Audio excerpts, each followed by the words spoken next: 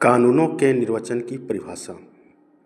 कानूनों का निर्वचन से तात्पर्य उस प्रक्रिया से है जिसके द्वारा न्यायालय किसी विधि के शब्दों, वाक्यों और प्रावधानों का सही अर्थ, आशय और उद्देश्य स्पष्ट करता है ताकि उनका उचित एवं न्यायसंगत प्रयोग किया जा सके। अर्थात कानून के निर्वचन एक ऐसी प्रक्रिया होती है जिसमें न्यायालय किसी भी विधि के उसमें प्रयोग किए गए शब्दों, वाक्यों एवं उसके प्रोविजन यानी प्रावधानों का सही आशय एवं अर्थ स्पष्ट करता है ताकि उसको क्या किया जा सके, उसका प्रयोग न्याय संगत तरीके से किया जा सके और लोगों को न्याय प्राप्त हो सके। यदि हम सरल शब्दों में कहें तो जब किसी कानून की अस्पष्ट और संदेहपूर्ण या बहुअर्थी अर्थ हो तब न्यायालय उसके वास्तविक अर्थ को समझने के लिए निर्वचन करता है।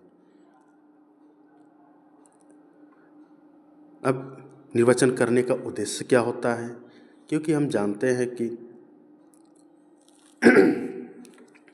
विधायिका क्या करती है, लॉ बनाती है। उसके लॉ बनाने का कोई ना कोई अवश्य कोई उद्देश्य होता है, आशय होता है। अब क्या है कि इसमें यदि हम विधायिका की क्या उद्देश्य है, क्या आशय था, इसको जानना हमारा पहला उद्देश्य होता है। दूसरा क्या, न्याय करना और अन्याय से बचाना।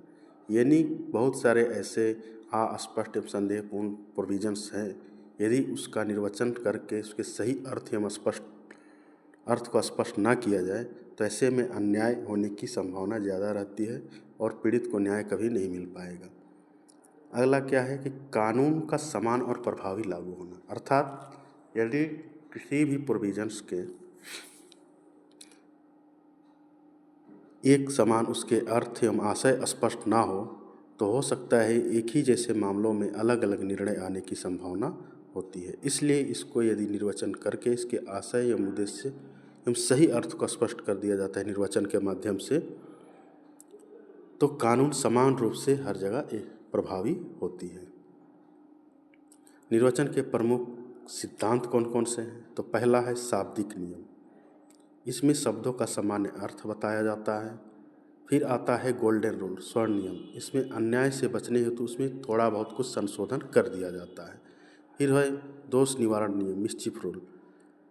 अब इसमें क्या है कि बहुत बार ऐसे अस्पष्ट एवं संदेहपूर्ण एवं बहुअर्थी प्रोविजंस होते हैं, शब्द होते हैं, तो उस समय उसके आशय या उसके वास्तविक अर्थ को स्पष्ट करने के लिए कानून यानी लॉ बनाने का उद्देश्य क्या था, उसका कारण क्या था, उसको देखते हुए उस प्रोविजंस को क्या किया जाता है, निर्वचन किया जाता है।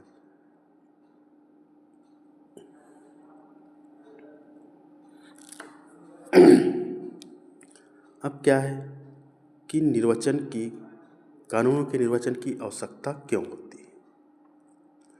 इसलिए आवश्यकता होती है जहाँ कानून या लॉ के प्रोविजंस भाषा अस्पष्ट या मधुरी हो, वहाँ उस चीज़ को स्पष्ट किया जा सके। दूसरा है जब एक ही शब्द के एक से अधिक अर्थ निकलते हो, प्रोविजंस के या शब्द के या वाक्यों के, वहाँ निर्वचन के माध्यम से उसके वास्तविक अर्थ को क्या किया जाता है, स्पष्ट किया जाता है। कभी कभी क्या होता है कि शब्द बदलते सामाजिक परिस्थितियों के अनुरूप नहीं हो पाते, उसको निर्वचन करके उस प्रोविजंस को बदलते सामाजिक परिस्थितियों के अनुरूप बनाया जाता है। और निर्वचन के माध्यम से क्या होता है कि अन्याय होने से रोका जाता है और यदि कहीं असंगति हो तो उसे दूर किया जाता है एवं विधायिका के जो उद्देश्य है उसको जाना जाता है। कानूनों के निर्वचन के प्रमुख सिद्धांत तो हमने अभी देखा क्या क्या, शाब्दिक नियम से लिटरल रूल कहा जाता है। शब्दों को उनका सामान्य एवं व्याकरणिक अर्थ दिया जाता है। जब भाषा स्पष्ट हो तब न्यायालय को उसमें कुछ जोड़ना या घटाना नहीं चाहिए। यही है लिटरल रूल। निर्णय स्टेट ऑफ राजस्थान बनाम बाबूराम। इस मामले में यह निर्णय दिया गया कि जब शब्द स्पष्ट हो तो उनके साधारण अर्थ को ही अपनाया जाएगा। जैसे यदि कानून या लॉ कहता है कि 18 वर्ष से कम आयु का कोई व्यक्ति, तो 17 वर्ष और 11 माह का व्यक्ति भी इसमें आ जाएगा, नाबालिग में। गोल्डन और स्वर्ण नियम शाब्दिक अर्थ अपनाया जाएगा, लेकिन यदि उससे अन्याय असंगति हो तो थोड़ा बहुत इसमें संशोधन किया जा सकता है।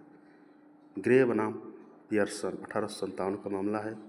शाब्दिक नियम लागू होगा जब तक इससे स्पष्ट अन्याय ना हो।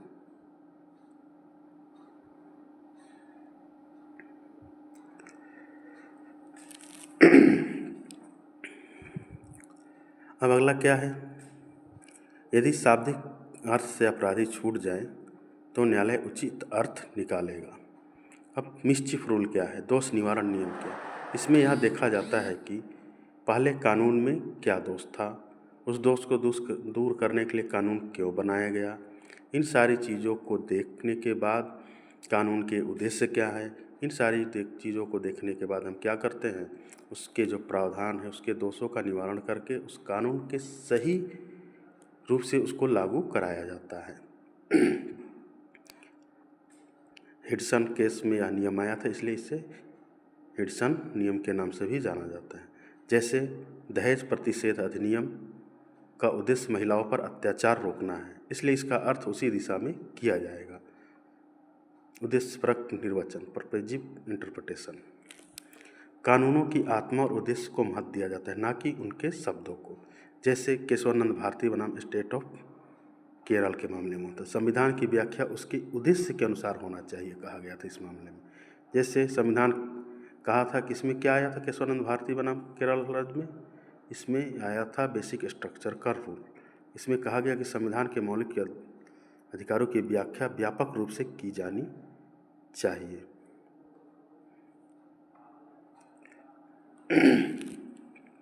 और क्या है, सहायक सिद्धांत।